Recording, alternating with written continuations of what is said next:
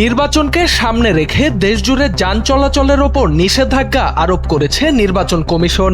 ইসির নির্দেশনা অনুযায়ী 11 ফেব্রুয়ারি রাত 12টা থেকে 12 ফেব্রুয়ারি রাত 12টা পর্যন্ত সারা দেশে taxi cab, pickup, microbus, private car ও ট্রাক চলাচল বন্ধ থাকবে।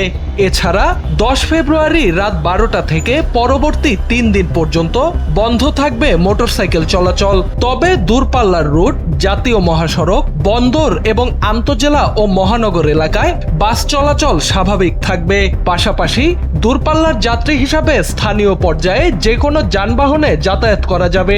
এক্ষেত্রে যাত্রীকে টিকিট বা সংশ্লিষ্ট প্রমাণপত্র সঙ্গে রাখতে হবে।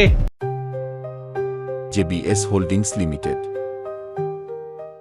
বিদেশগামী কিংবা বিদেশ থেকে আগত যাত্রীদের ক্ষেত্রে আত্মীয় স্বজনের বিমানবন্দরে যাতায়াতের জন্য যানবাহন ব্যবহারের সুযোগ থাকবে। সেখানেও টিকিট বা প্রয়োজনীয় কাগজপত্র প্রদর্শন করতে হবে। তবে ভোটের দিন মেট্রো রেল চলাচল থাকবে স্বাভাবিক। ভোটারদের যাতায়াতের সুবিধার জন্য বাড়ানো হবে ট্রেনের সংখ্যাও।